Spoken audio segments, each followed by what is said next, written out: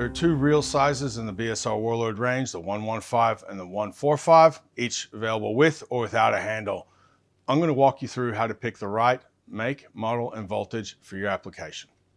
So the first thing in determining whether you want a 145 or a 115 is line capacity. What diameter of line do you want to run and how much of it?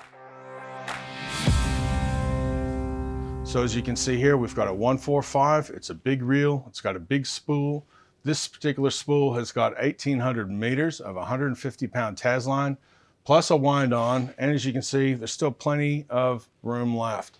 So if you want to run a really long wind on, longer top shots, you can do that.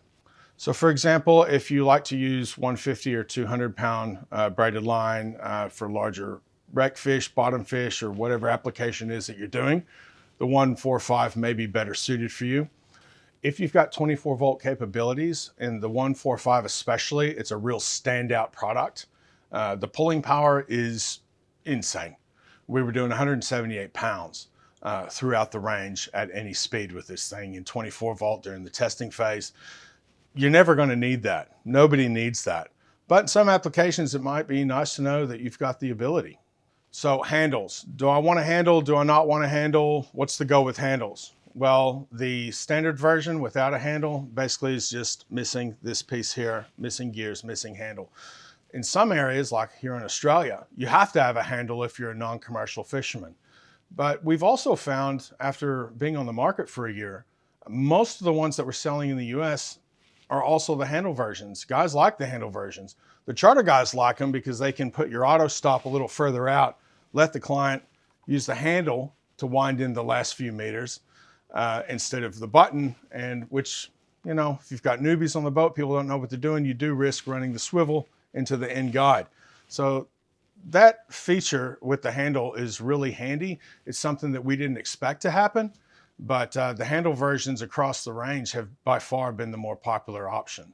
Having said that, if you're only using the Warlords for hauling dredges and you're never going to use them for fishing, what do you need a handle for? More to the point of dredges though, before you go and buy one of these for the dredges, check out our dredge reels that we're launching shortly. We'll get more into that later. In summary, you'd get a 145 if you want the extra line capacity, if you want to run that extra large diameter braid, or if you're running 24 volt and you just want the most ball tearing thing you can possibly get a 145. So after a year on the market, I can tell you unequivocally, our most popular model worldwide has been the 115H. That's the handle version in 12 volt. Now this particular size is available with a handle or without a handle in 12 volt or 24 volt. If you're using the reel just for a non-fishing application like pulling dredges, there really is no need to buy the handle version. If you're doing double duty, or obviously if you're doing deep dropping, sword fishing, I would get the handle version. It does come in handy. In regards to voltage, the 115 is available in 12 or 24 volt, but the performance in 12 volt is ridiculously good. So we're actually marketing this in 12 volt as a 12 volt reel with 24 volt performance because it has it. Yes, the 24 volt is going to draw a little less power and things of that nature, but the amount of output that you get with the Warlord 115 and 12 volt it's insane. You're getting well over 100 pounds of pulling power. Your drag pressure is well over 100 pounds as well. The specs that we're listing on our website are very conservative. So we're listing specs in regards to working loads and things that they actually do in a real world situation, not snatch loads. So when we say, oh, it's got 100 pounds of pulling power, it's not 100 pounds of pulling power for an inch.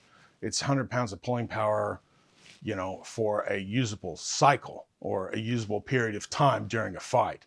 There really is no way that you have to categorize specs. We came into this a lot with Lone Star and the anchor winch system side. Similar in fishing reels. There's no guide for manufacturers to say, well, this is how you rate your pulling power, this is how you rate your drag pressure. So we went real conservative. But the 12 volt in 115 is ridiculously good. 12 volts available most widely on any boat. And if you get a 115 in the 12 volt, you're going to be absolutely blown away by the output and the performance. Having said that, if you have 24 volt already on your boat for some reason, these are also available in 24 volt, and they're beautiful. They're smooth, they're fast, they draw very little power, and obviously you're going to be happy with them. Line capacity on the 115, like this model here, for example, has 1,800 meters of 100-pound TAS line. So that's a 0.5 millimeter diameter TAS line. It's got a 12 meter, 400-pound wind-on, and you can still see there's plenty of room left. So you can run longer wind-ons, or you can increase your brake capacity if you like.